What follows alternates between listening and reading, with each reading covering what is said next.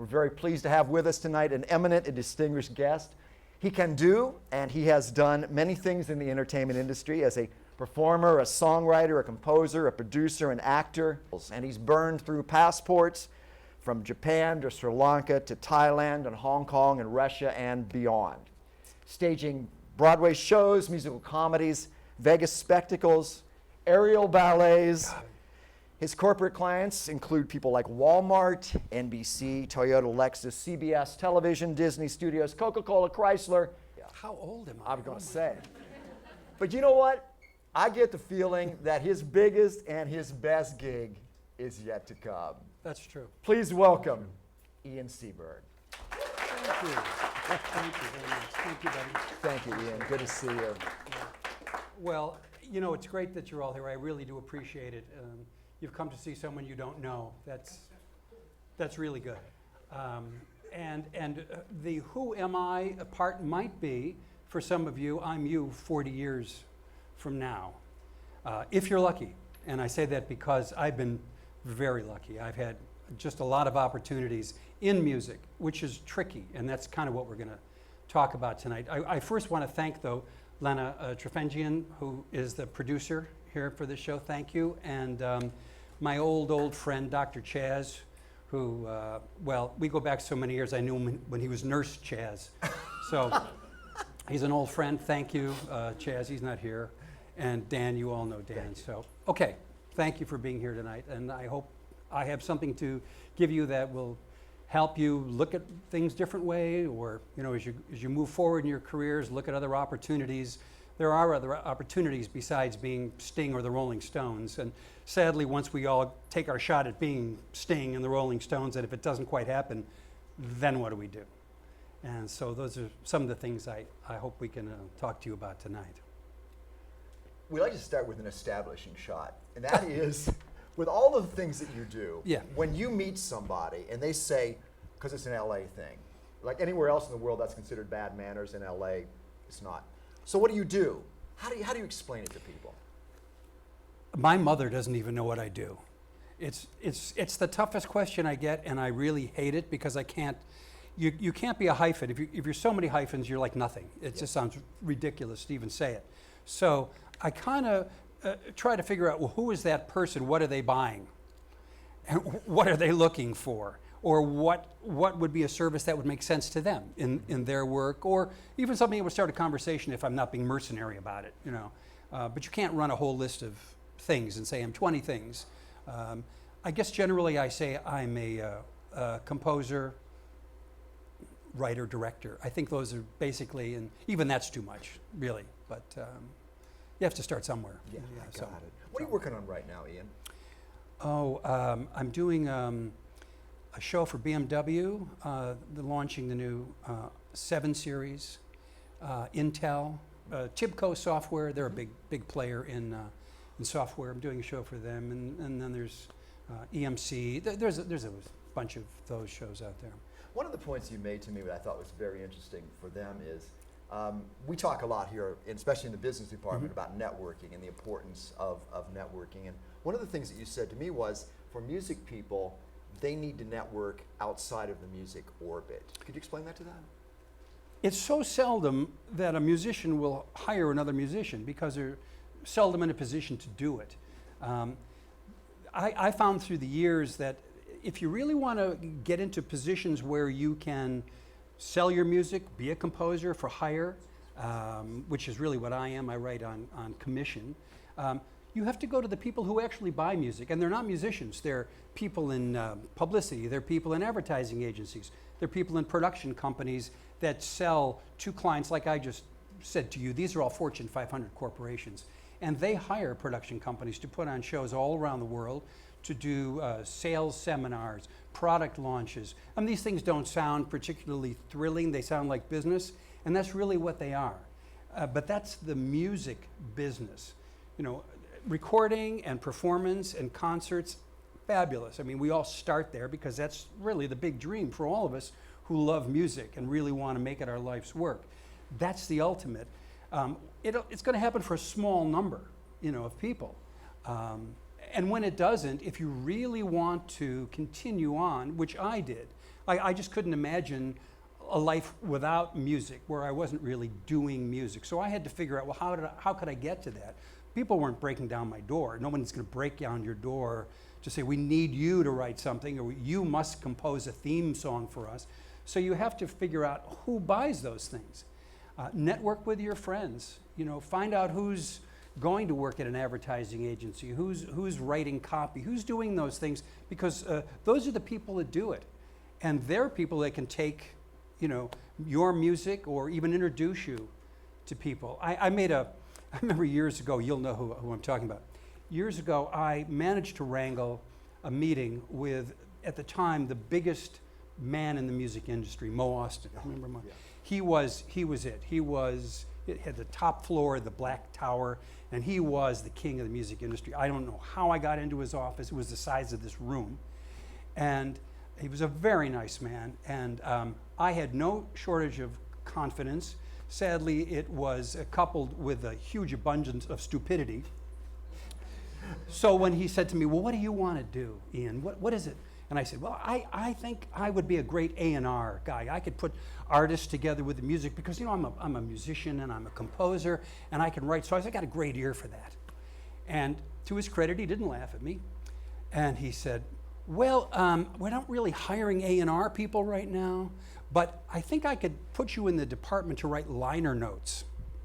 Now, you probably don't know what those are because they don't make albums anymore, but every album had stories written on the back, liner notes about the artist, about the project, and little things like that. And, if I had any sense at all, I would have thought, well, okay, so I start there, I'm in the building, I'm in here. How many weeks is it going to be before I know everybody in this place and I can walk in and say, Bob, I'd like you to hear this little tune I banged out last night. I think Linda Ronstadt might like it. I mean, what would have been easier? Yeah. And I said, no, liner notes isn't for me. I'm a composer. And he said, well, I can't help you. So the lesson there, if that door opens, any door like that, get in there, work from the inside. That's the way to do it. If you're working from the outside, it's very, very difficult to do it.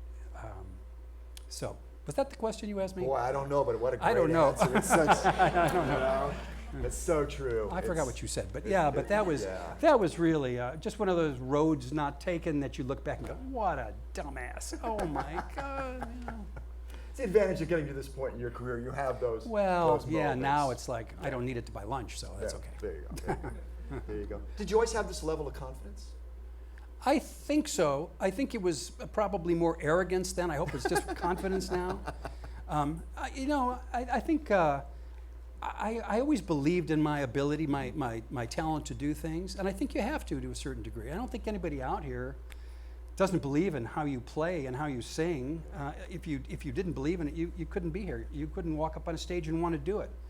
You just really have to have that edge. It doesn't have to be arrogant, certainly, but I believe it has to be confidence that you've got something to offer, because it's more attitudinal, really. The truth is, we may not all have something to offer, but you can convince people that you do. And in the business of music that I'm in, the way shows get sold, you have to go and pitch creative concepts in front of board members, suit and tie guys, who don't have a clue really what you're even talking about. And they're not so much interested in it, but they know it's like medicine. They have to do shows. It has to have music. You have to be able to speak that language to a certain extent and understand where they're coming from. And they're coming from a place that's like zero to do with music. So you have to understand and kind of put your feelers out and get a sense of what it is they're asking you to do. They can't say, yeah, I want something that's in minor key with a lot of diminished chords and stuff. I mean, they're not going to talk to you like that. And they may say, well, I heard a song the other day. I don't know who did it, but I liked it. Do that. That's about as much as you get. So you have to be able to be businesslike if you're going to be in that part of the business world. That was a question I did want to ask you about, Ian, a little bit more. Yeah. Which is, you have to go into a very heavy corporate environment with your showbiz energy. You have to get people excited about a concept. And what kind of language do you use? How do you work that? How does it go? Well, you're right. It's very formal, and the people you're presenting to, it's like talking to Mount Rushmore. You're not going to get a lot. You just have to keep dancing until somebody throws something at you to stop. You know, it's one of those deals. And I tell you, the very first time I did that, I got called to go to New York. I was living out here, and I was going to score a big film, which was big for me. And it was Seagram's Distillers, the big liquor company. And they were going to go and they were going to shoot this big, big film. And I was going to get the music score. This was great. So I get to New York, and when I showed up there, they said, oh, we had a problem. They don't really like any of the scripts that have been submitted. And I went, oh, man, I can see my score flying out the window. So I went back to my hotel, and I thought, oh, I don't want to lose the music. So I banged out some sort of script, and I said to the producers the next morning, well, is this anything? Is this kind of like, and it was a car racing film. And they said, well, yeah, I mean, it's better than what we were giving them, so can you pitch this to them? And I had never been in a meeting, and I said, yeah. And they said, well, it'll be in a boardroom. And I said, oh, great. I was wearing cowboy boots, and I had jeans, and vest. I was like, so I went, oh, okay. So I ran around the corner on Lexington Avenue, and I remember this was in the 70s. I bought a corduroy three-piece suit. Oh, it was like hideous. It was like that. It wasn't even a nice brown. It was like that bright brown, And a tie was like about that wide. And I tied it, and the knot was like a matzo ball. It was like, oh. And I thought, oh, I'm styling now. This is really going to be good. So I go to this boardroom, and I swear the table was like a quarter of a mile long, 20 men all gray and thing. And they said, well, okay, now he's going to read you the script, so present it. So I got up and I said, well, it's this thing and it's car racing, and I read it, and they went, well, it's pretty good. And they said, well, who's going to direct this film? And the producer said to me, do you know how to direct a film? And I said, no, I don't, but I've spent a lot of time in editing rooms, doing the music, and I know what doesn't work. I know when people do jump cuts and things that are wrong, I know not to do that. So he said, he can do it. He'll direct it. So this fellow at the end of the table, who I think was Bronfman, the father, the dad, he said, step outside, son. I think he's son or boy. I can't recall now. Step outside. And I thought, oh, I did something wrong here. I don't know what it was. And about 10 minutes later, everybody came out, and nobody even looked at me. And the producer came by, and he said, okay, we're going to Road Atlanta in Georgia and shooting the film. And I said, well, why did he ask me to leave? And he said, he said to me after you left, is that guy creative? And I said, yeah, why? He said, why the hell's he wearing a suit? and I never did that after that. And, that was a lesson learned. If you wear a suit, wear sneakers with it, or do something odd, because they don't like that. They don't want that. They don't understand how a creative person could be in a suit. It didn't make sense. Point. Yeah. Good point of reference. Well, Ian, not to diminish your artistry, your intellect. oh, yes. Don't do that. No. There's so little already. I was going to say, it sounds like sometimes there's a little smoke and mirrors at work here, a little telling people, kind of setting it up. This is show business, yes? You ever run into a car salesman, who is telling you why this is the car for you? Well, every business has that. Even the most artistic lines of work have that. And while we do it with more finesse, or I'd like to think we do it with more finesse, really making presentations and these are multi-million-dollar shows. These aren't like, little small events. These are shows with, the Walmart show you referenced, 22,000 people, wow, and the world press. It was like big. So, to get people off the mark to sign a check for millions and millions of dollars, they need a couple things. And what they want from the creative person is to believe that person has the vision. You're a person who sees it from beginning to end, and you're going to lead the parade, and everybody's going to follow, and it's going to be great. And even the time you're presenting it, you don't know all the bells and whistles. You don't have every beat worked out. You really don't know it. But you know what you know, and you can figure it out. And so, yes, you go in there, and you kind of bullshit. Thank you. As somebody who hires musicians or technicians and actors and a whole cast, aerial ballet people, or what do you look for? I mean, what are the qualities that you like to see in people? Well, it's funny because, well, let me ask you, how many bass players are out here, just as a for instance? Okay, 1, 2, 3. Okay, so assuming that you can all play in the same styles, you all can play the same genre, you can all read, why would I hire you over you? Or you over you, or, you know? Well, the answer is, who's a brand? Who is going to give me the most? And I don't mean just playing. I'm assuming you can all play. You know, you can all play well. So who's going to be, and these are going to sound like, you know, the things that your third grade teacher, you know, that natty little woman with the glasses. Who's going to be on time? Who's going to look interested? Who's really going to be collaborative if I'm looking for collaboration? Who's not going to be going, yeah, are we doing more takes on this thing? You know? I know a lot of triple scale guys that I won't work with because they don't have the right attitude. They don't communicate. They don't participate. You know, every piece of music, any one of you, you're writing a piece of music, it's important to you. And it doesn't matter if it's for a commercial or if it's for BMW or, it doesn't matter, it's important. It's important to somebody who's spending a lot of money to do it. It's important to me because my reputation as a composer and arranger is on the line. You know, you're only as good as the last thing you do. So every time you turn in a piece of work, if it's not good, you're not going to get those people back again. So everything is really important if you put it on that basis. So I look for people who can communicate. I look for people actually who are well spoken, because that's really been so much of what my success has been based on. I can get up in front of those people. I can speak well. I can make my message clear. I can tell them what I want to do for them in a way that they will take out their checkbook and write big numbers on it. They feel comfortable. They feel confident. And if there's anything you need to do in the world of music business, and I'm not talking about being an artist, although this is across the board, you know, it's good for whatever you're doing in life. But if you can present yourself well, if you're well spoken, if you can get up in front of people comfortably and talk, you are miles ahead of the game. Then, if you're talented and you can actually write music on top of it and produce and sing, then you're really in good shape. But I think that's the criteria. When we used to take interns into the studio, we don't do it anymore because they would learn a lot and then leave. Yeah. You know, so you know, we were teaching everybody a lot of stuff, and then we go, "Where's Bill?" You know, and Bill was like, "Well, Bill opened a studio down the street." And we go, "Oh, that doesn't seem fair."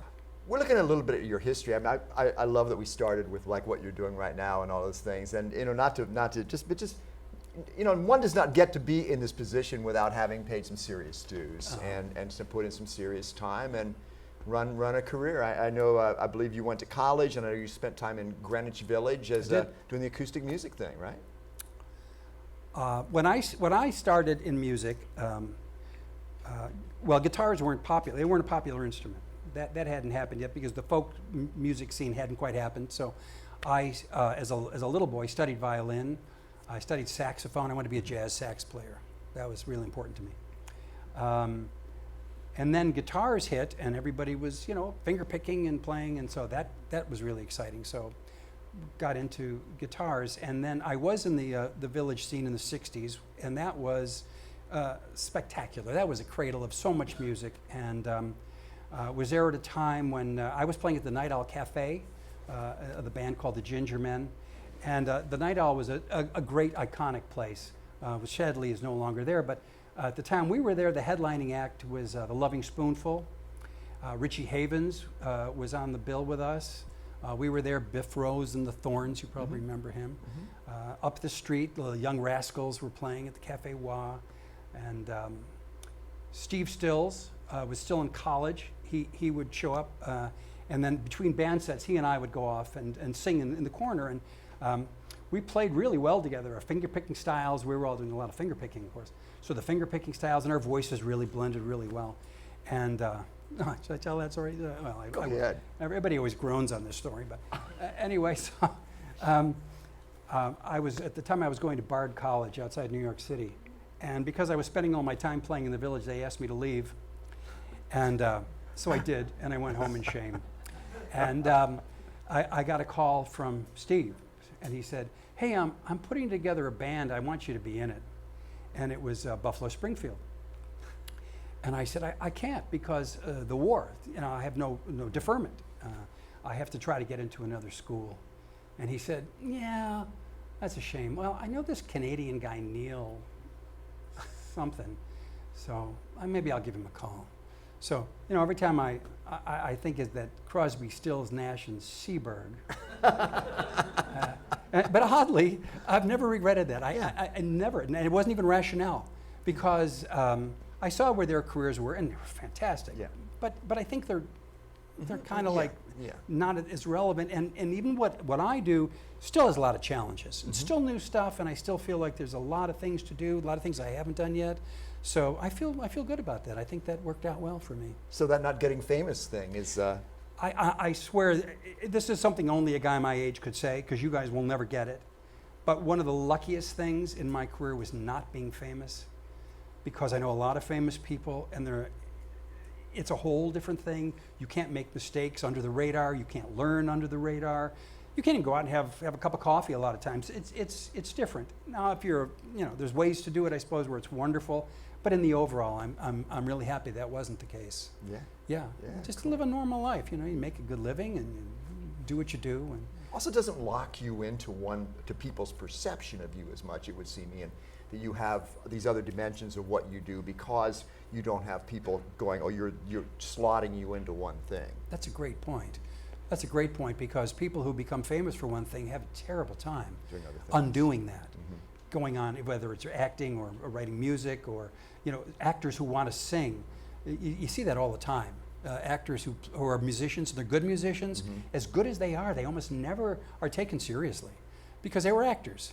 And it's really hard to get people to see you in a different light. So, and I made a lot of mistakes learning, growing through my career, but who saw them? Who knew? They were corporate things. They weren't on a big stage that the world was looking at. So you could really learn, and it's an earn while you learn situation. So that was good. I mean, that was a very lucky thing to do. Cool. Yeah. Can I ask the audience a question? Do any of you recognize Ian? Does he look familiar to you for any reason? Excuse me, what did you say? Speak up. The Lana Del Rey video? Oh. Any Lana Del Rey fans in the room? If you see the long-form ride video, he is the best groomed man that Lana Del Rey canoodles with. The only non-tattooed guy. We had lunch and I met him and I felt like I had a pretty good concept of him. And the next day I get this email going, by the way, all of this goes out the window because I get communication from all over the world because I'm the guy rolling around with Lana Del Rey in the ride video. Yeah. And I was like, what? Yeah, and let's not make a lot of this because my girlfriend's in the room. Oh, I'm sorry. No, but the thing that was so funny about that was, all these years in the music business and writing musicals and big shows and stuff, and now all of a sudden I was the guy in the Lana Del Rey video. Whatever, it's all fun. Yeah, it was all good. One of the things you said about Lana Del Rey is that she's very much in control of her own career. Oh yes, she's very smart. She's very nice to work with, and she knew what she wanted. She was telling the director specifically how she wanted scenes to be, and working things out. She's very smart girl, and that was a good experience. It was very professional. She was very professional. How did you get such a gig? Oh, it was a really funny story. I thought it'd be fun to do some acting a few years ago, just because I always thought it was fun, but I never wanted to pursue it as a career. Yeah. Now I have more time, and I thought, well, it'd really be fun to do it. It's just fun to act, right? So I got on a few of these websites here in town, and was going to auditions, and it was great because it was like skydiving. It was just scary as hell to me. The adrenaline was real. My heart was pumping because it was so out of body for me. I wasn't even an actor, so to show up and go, yeah, I'm an actor, and what's the part now? Yeah, okay, oh my God, I'd walk out of there like, oh man, what did I just do? It was terrible, but it was exciting, and it was like innovative. It was exciting to me. So I had put down, apparently it's a music video and something, and I put down for it. And I got it wrong. It was in Las Vegas. It wasn't in LA. And I was sitting home watching a football game on a Saturday, and I got a call from a casting agent. And he said, "Hey, yeah, we want you in this music video." And I said, "Great." And he said, "Do you have any trouble being on the set on Monday morning?" And I said, "Well, no. Well, where is it?" And he said, "Well, it's downtown Las Vegas on the thing." And I went, "Las Vegas? Oh, I'm so sorry. I made a mistake. Oh," he said, "Oh my God, this is terrible. The director really wanted you." And I said, "Gee, I don't want to get you in trouble, but it wasn't paying enough to even to cover the airfare. Yeah. If I was been in town, it was a few bucks, and that was fine." I said, "I'm so sorry. I apologize."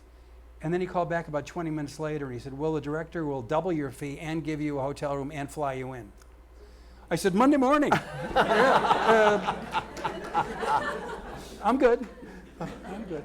That was scary. Everybody there was a real biker. They didn't cast like actors who looked like bikers, or they went out on the streets. These guys were all packing. They were carrying guns, and they were all drinking. And I was like, really getting out there. And I was like, oh my God, I'm a college graduate. I'm gonna die. I'm gonna die. So I got to tell. "Yeah, dude. That's right. Yeah, I ride. I got a Vespa. I got a Vespa." Yeah. Oh, that was scary. It was a great experience, but it was an accident. It was an accident. Do you see yourself going in that direction at all? Or? Yeah, it's like my old man job would be an actor. That's when I don't write another symphony.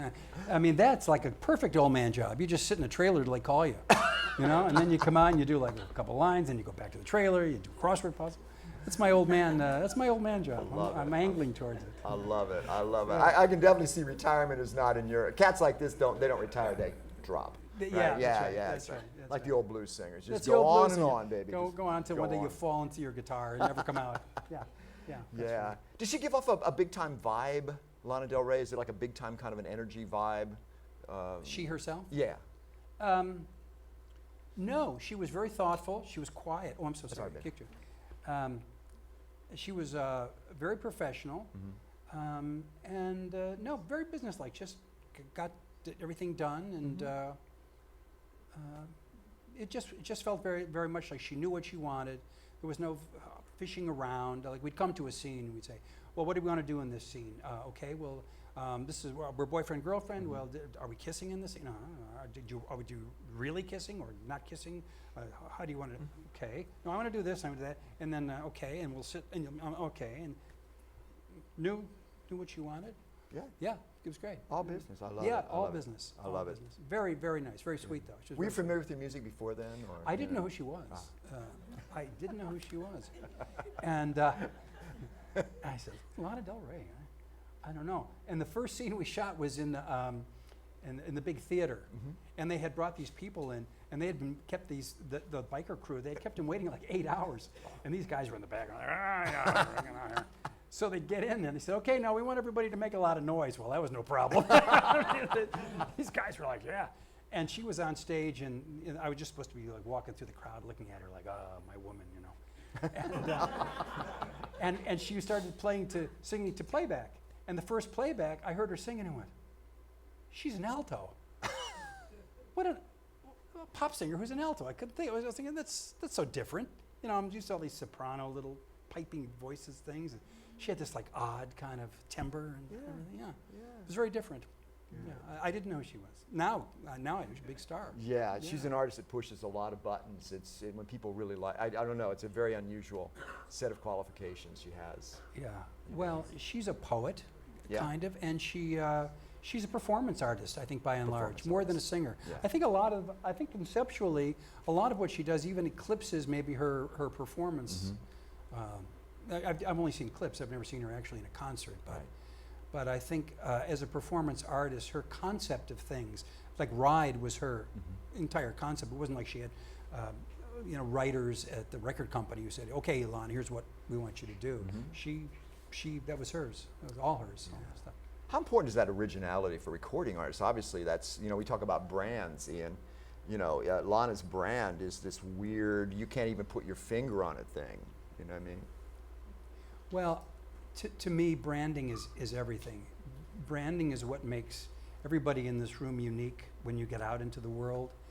It's the only thing that will ever differentiate you in whatever area of music you go into, whether you're fortunate enough to be a recording artist or end up in more commercial fields like I did, you have to figure out what makes you special, what makes you different. I was different because I had an unusual skill set. Yeah. I could write a show, I could direct it, I could score it, I could do the lyrics. So you didn't have to strain that creativity through 4 different brains. You know, you could get me, and it was easier to contain. So that still is kind of unique. I don't really have competition in that, even today.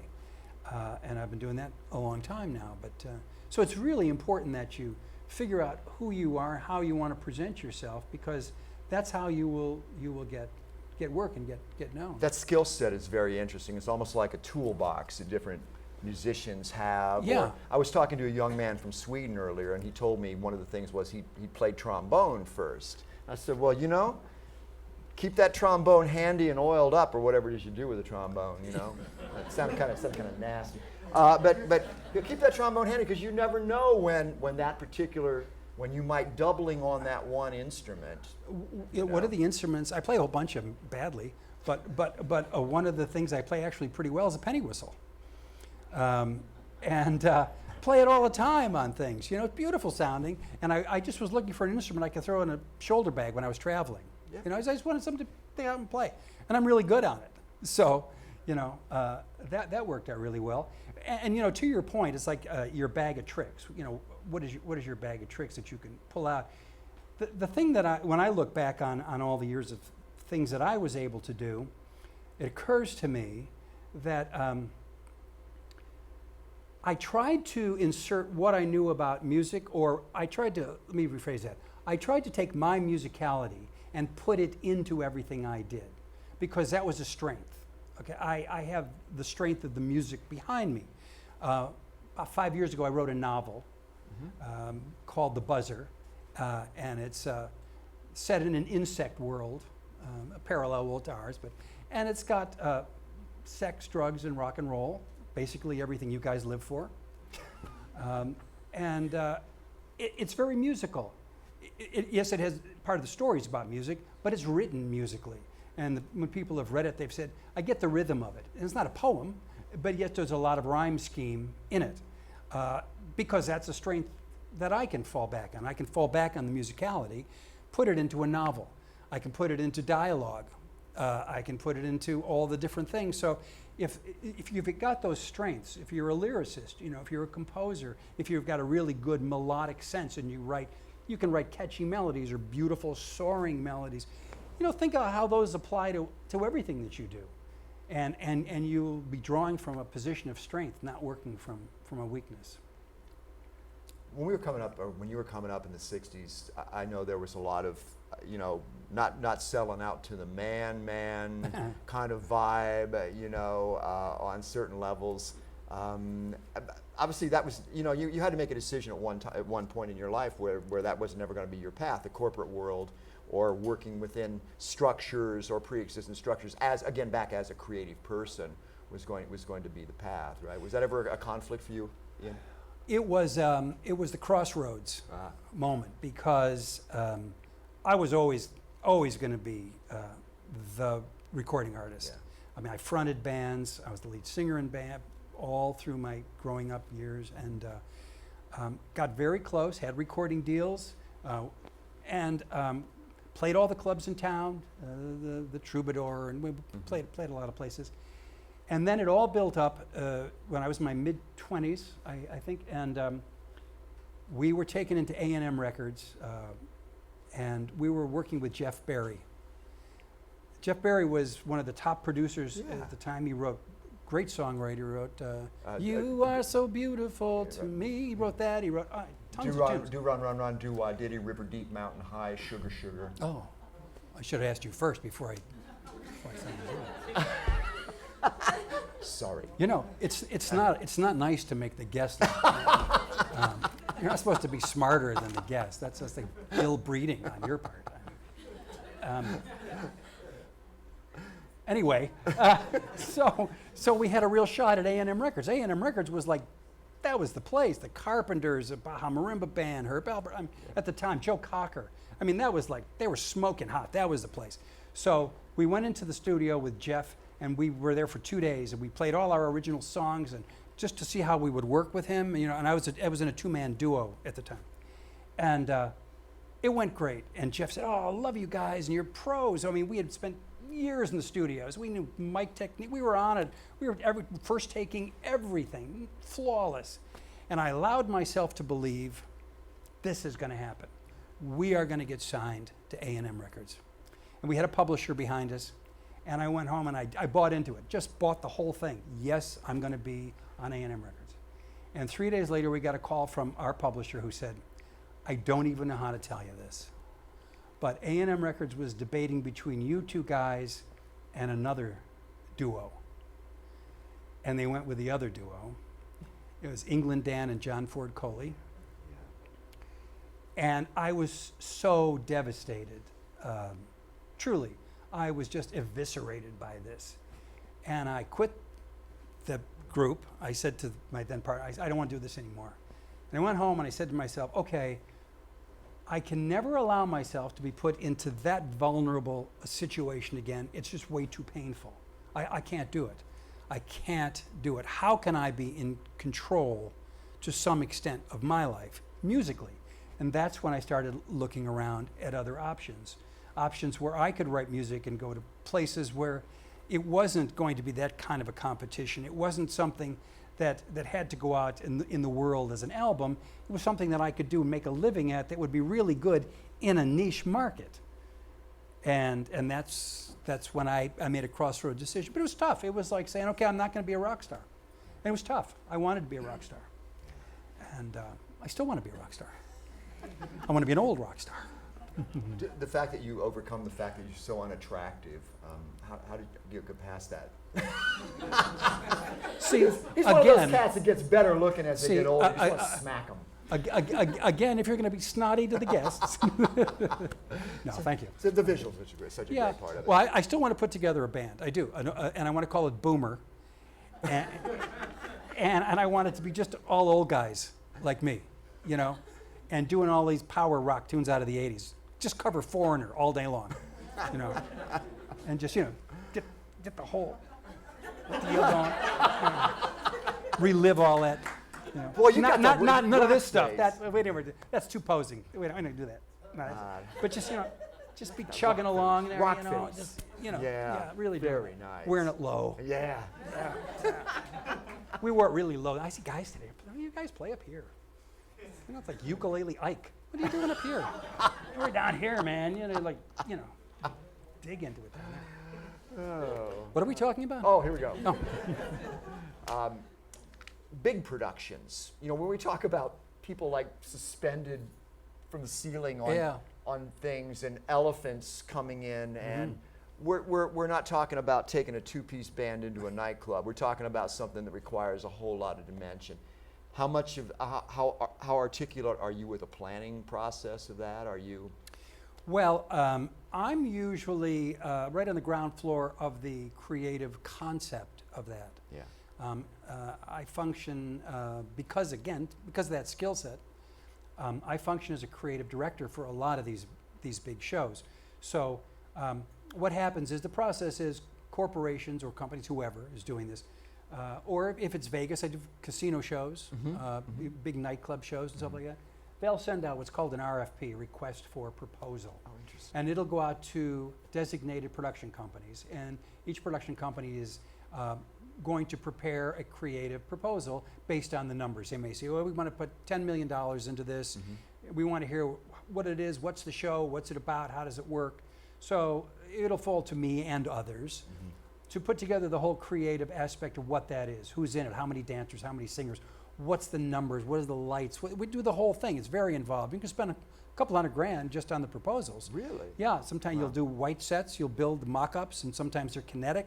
We'll do fly-through computer graphics, so you'll design a set and then computer fly-throughs with it.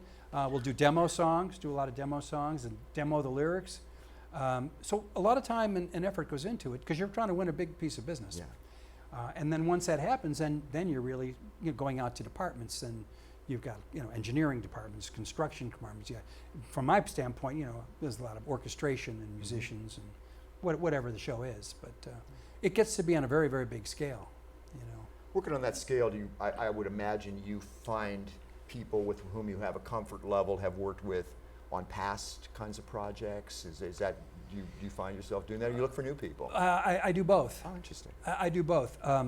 Creatively, I like to look for new people because I truly believe not everybody's the right guy for the job. Yeah.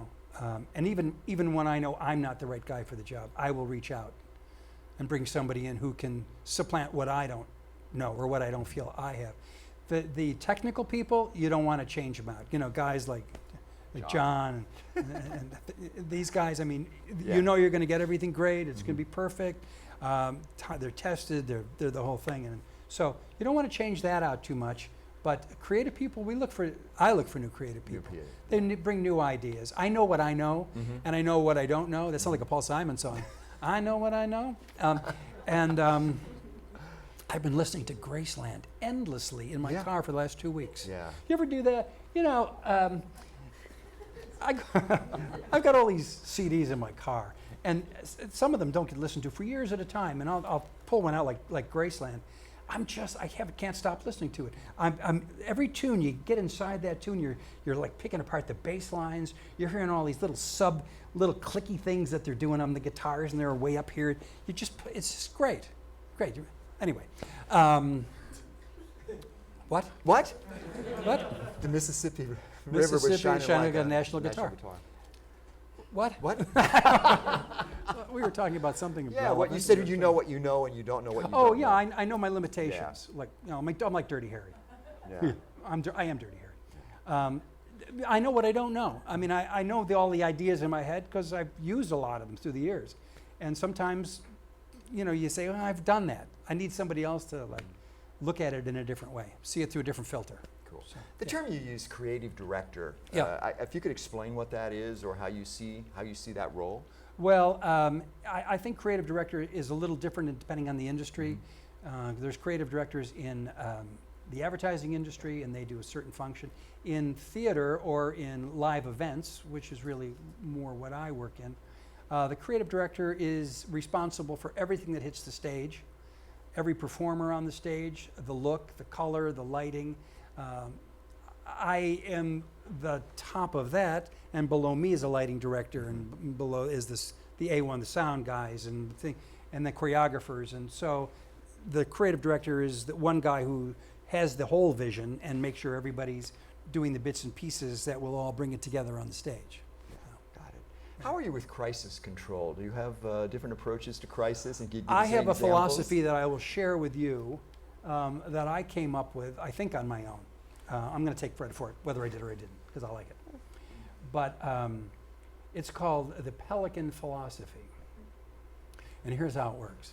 I read somewhere where pelicans, fly way, way out into the ocean. You can go hundreds of miles. And when a storm comes, they never try to outrun it. They just simply sit down on the ocean and ride out the waves. Just sit there, bob up and down for however long.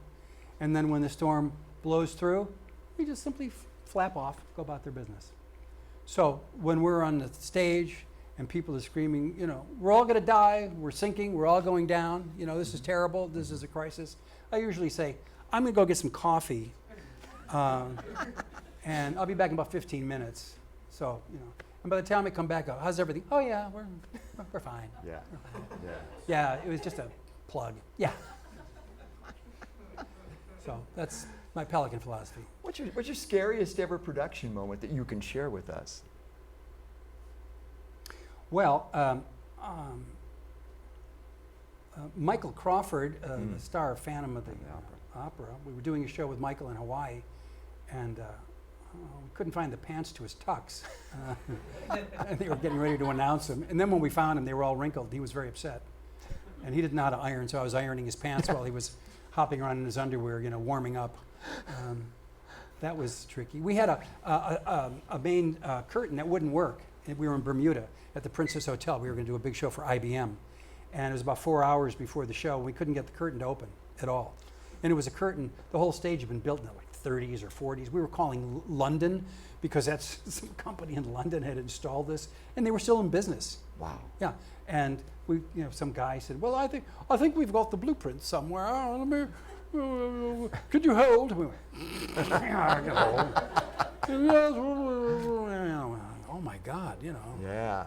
So again, we weren't drinking coffee, but we were drinking. Yeah. And finally he came back and said, "Oh, I think it's to do with the rotor. So, oil it." That was Okay. it? We were oiled, so I oil the rotor. And it worked. Yeah, it worked. Yeah. It worked. Yeah. Yeah, that was bad. Yeah. Yeah, but I don't know, crisis. It's kind of built into production, though. I mean, isn't Live there- shows. I always live tell shows. that to clients. Clients come back. Yeah. You know, there's mistakes. They're live shows. Yeah. There's always mistakes. People get introduced wrong. A sound man will hit a wrong thing, and a client will come back and there's steam shooting out his ears. You know, what happened? They said the wrong name, and I go, "That's a live show. Yeah. Yeah. It's a live show. He's a human being. You take him out and kill him. I mean, it's a live show. Really. People make mistakes. Yeah. You know, if you can the whole thing, then you won't have a mistake, but then you won't have a live show. So. Yeah. Yeah. If you do enough, you know, look, you've been in the, I'm going to interview you.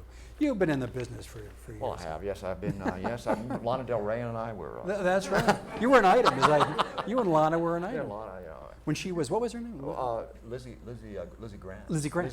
Yeah, yeah. You guys know that, right? Lana Del Rey used to be Lizzie Grant. Grant. Yeah. See? Yeah. So you didn't know Hey, that. let me get back here. Hey, give me that control guy. Yeah.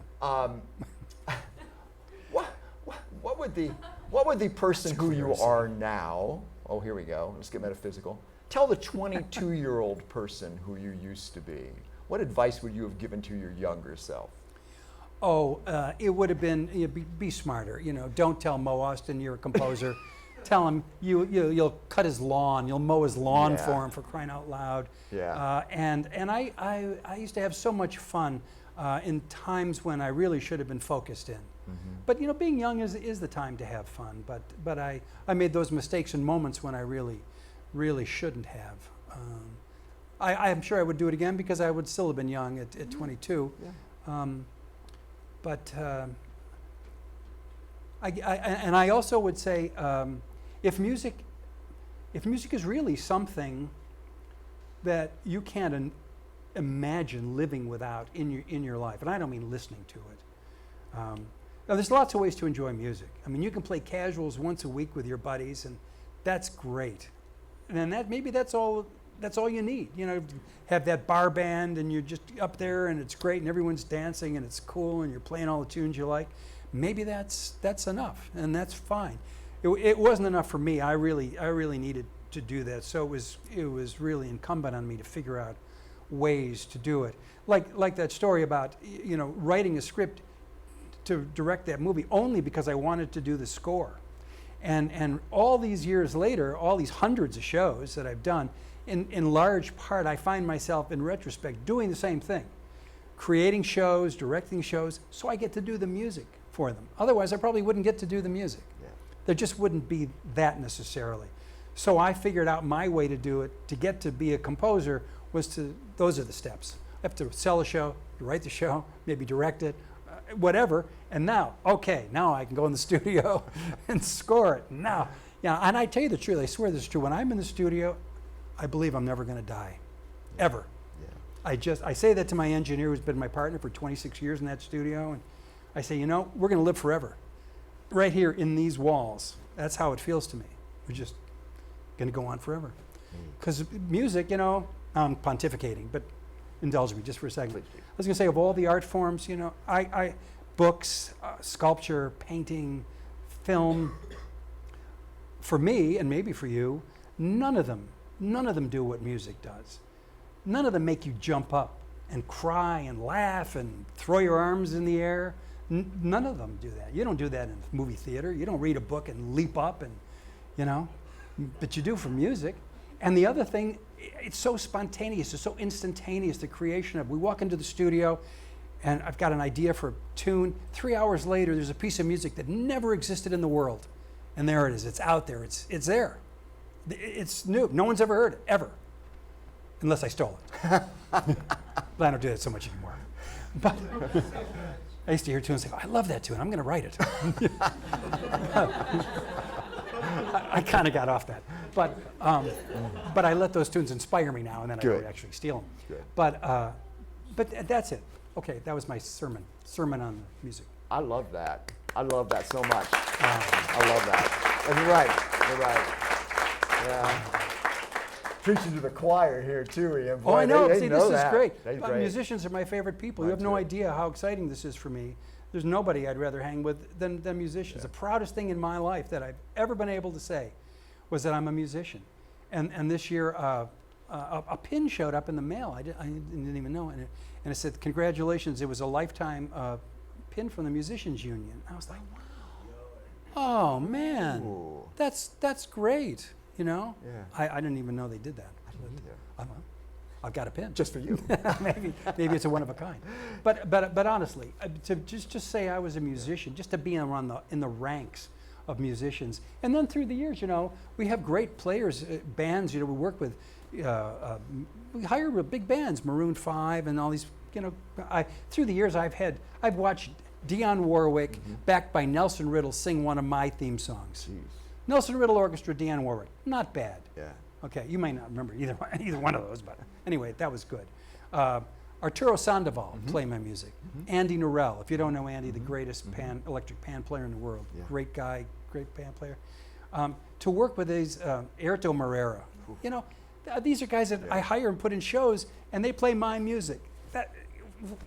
There isn't anything better than that. Yeah. You know, Yeah. you can die happy. Yeah. Yeah, That's good. You can die happy. Let's talk about your studio and what you're doing out there. And it's as I say, it's an automated studio. It's full digital. It is, but it's small. And we generally, my partner's a composer also. He's a brilliant engineer. He's one of those right brain, left brain guys. So he's a wonderful composer. He's a graduate of Berkeley. Studied music scoring, so he's very good. And we don't really rent it out in that sense. We do voiceover work. We do a lot of voiceovers. And those people come in, but we don't like to have bands come in and stuff like that. We really use it for our own production, for composition. Good. And then you have a music library component, custom music. What's custom music? Well, like? we sell to libraries. Yes, we Yeah. have music that goes out around the world, and that's kind of fun. You get the checks that show you your music's on TV in Poland and Czechoslovakia, and that's kind of fun to think that your music goes around. But you know, like anything else, those are tough things to get into. It's huge competition for libraries, but libraries another one. That's another thing that you can go out and you can start your own library. You have a lot of competition, but again, you know, people do, and people get successful with it. So these are just other areas that you can think about how music works and what you can do with it. And it generates over time with your back end. Well, not me so much, but my partner and others, they make a living just on the residuals from library music from around the world. Now, granted, they have thousands of pieces. Yeah. You're not making a killing on any one piece, but cumulatively, you know, it can become a lot of money. Right. You also do cues. I know you do for everything from scores to cues there as well. Scores obviously are going to be a little bit more lucrative proposition. Well, they're bigger Yeah. and they're generally longer. They're more involved. So it's really the time element from writing. And the thing about, you know, being an assignment writer, through the years, I mean, that's really been the fun and the challenge too, because I've had to write everything from opera to bluegrass to hip hop to whatever. You know, people want that, so you have to do your research. You have to, and you can't sound like, you know, Beverly Sills singing the Beatles. Yeah. You know, Yeah. that's not good. You want to have the authenticity to it. Sounds like it's really hip hop music. It's not like just some guy sitting there turning out something bad. And that's the tricky part, because I am some guy sitting there turning out something, you know. So. Well, you give off a hip hop kind of vibe. You know, like kind of cool. Kind of cool. I can get down with it. Yeah. Word out. I can do that. That's a good question. Did you hear that? What do you draw inspiration? What do I draw inspiration from composing? We're talking about flowers or poems and things like that. Well, there's kind of two parts to that. If I'm just writing for myself, it's usually because something triggered something. Like if you're just going to sit home and all of a sudden, oh, there's this great idea for song or this melody strikes you, you may not know where that came from, but It's there, and you're just going to work with it. If you are writing on assignment, what I have found the way to get inspiration is, first of all, I just load everything I can find out about that, or anything the client told me about that. Just put it into my head.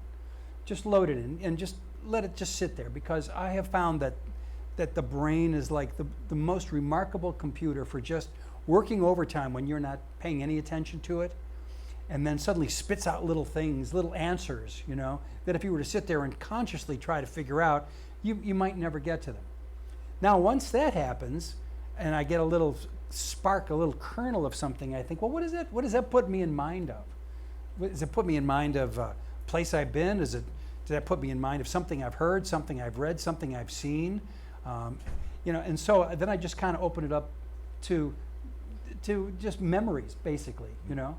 I'm not a big one for like walking on the beach to draw inspiration, you know. If I was walking on the beach, I would just be walking on a beach, basically. You know. Yeah, thank you for that question. Yeah. Was it the people I was working with while I was trying to really make it as a performer? Did you network with Did those I? people? No, not really. I networked with friends who were not in the business, but were in ancillary fields. People who worked in production companies, people who worked for advertising agencies, people who were trying to be in the film business, who knew friends who were making indie movies. One of the first things I was asked to do through friends, I was asked to score the first Friday the 13th. Mm-hmm. Nice. And I didn't do it because it was a lot of work, and they didn't really want to pay much of anything. Yeah. And but that's how I got to the point. The point was that's how I would even get to be asked to do that. It's just, you know, simply everybody you know, who do they know? Because that's really what you have to do in the arts, in any of the arts. These are really tough fields. I don't care if you want to be a dancer or a singer or a guitar player or an artist. It's really, really hard. You know, people are not waiting for you to graduate so they can scoop you up, unfortunately. So you have to really figure out how you're going to do it. I'll give you a little trick that I invented. I told you this. This was sort of cool. I was when I was trying to figure out how was I going to get business. I didn't really know a lot. I didn't have any client base. So what could I do? So I went online and I found all these production companies that did live shows, did live events, special events, product launches. They did the big shows that I do now. I didn't know any of them. They were all over the country. So I thought, well, they're never going to listen to me. They won't listen to demos. If I do a music demo, what can I do to attract attention? And I figured out I could prey on that one human weakness that we all suffer from: vanity.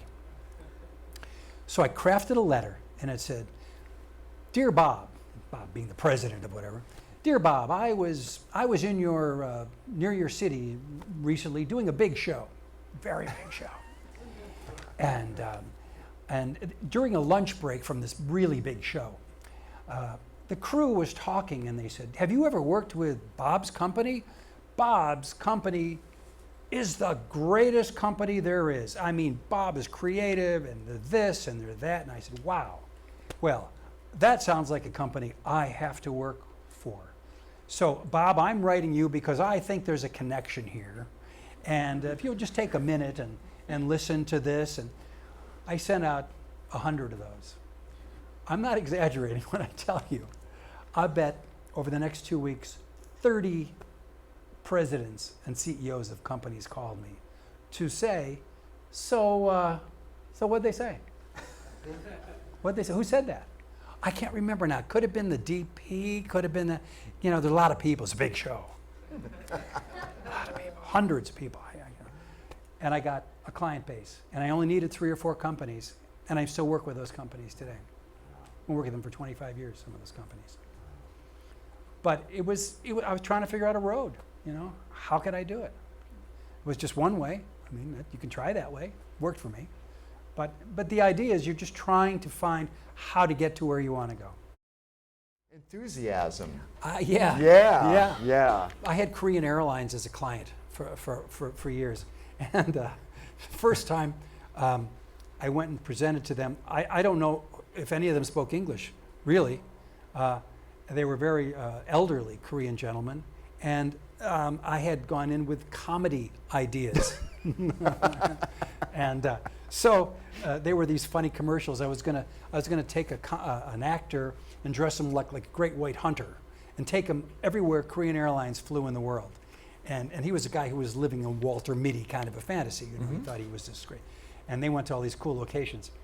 So I'm in front of all these guys, these elderly gentlemen, and I'm saying, oh, and then he's in the jungle, and he's doing this, and I'm acting it out, and I'm dancing, and I'm making, you know, animal sounds, and then the gorilla, there's a gorilla, and you know, and these guys are all looking at me, and so I did this for about 25 minutes, and I went through the whole thing, and the interpreter said to the head guy, he had a little, you know, conversation, and he said to me, Mr. Cho would like to know if all of this is funny. And I said, tell Mr. Cho it's hysterical. Anyway, Mr. Cho said, go ahead and do it. Wow. Wow. Yeah, and went all over the world, everywhere they went. 42 days with a poor actor running around in a pith helmet. It was great. It was great. How important is vibe, and what is vibe? Because you have a vibe. You have a big time vibe. You give off a vibe. What is that? Yeah, baby. What is that? You I know? don't know. Doesn't everybody have a vibe? X Factor kind of vibe.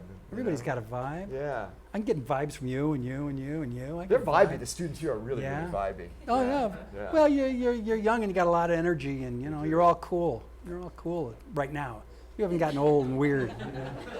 You will get old and weird. But even that's kind of cool in its own old weird way. Yeah. I don't know. Yeah. If you teach here, if you hang out with them, you can be like a vampire. You can like kind of suck some of that The energy. energy out of them. No, Yeah, I got it's plenty good. of energy. I got plenty. Yeah, it's good. You do. You do have plenty of I do. energy. That's the one thing I noticed. I have about you. energy and Advil. The combination's unstoppable. It's great. Do you work out? No, Really? no, Really? really. Really? Am I lying to you? I don't. I just. I have an exercise bike, and I do occasionally ride it. But other than that, no. I'm just genetically superior. Ah. I don't like to brag. Yeah. But, His grandparents are still alive. my mother's still alive, 90, and she looks great. She was riding a motorcycle up until 4 years ago. We could Grant have you a small Yamaha, not a big we Yamaha. could have got her a part in a Lana Del Rey video. She would have kicked the hell out of the bikers. Yeah, I hear ya. think she I hear ya. There's a reason that some people are successful and bring joy to the world and are able to entertain people. And boy, I learned a lot tonight. I hope you all learned as much as I did tonight. Thank you so much to Ian Seeberg. Oh, thank you guys.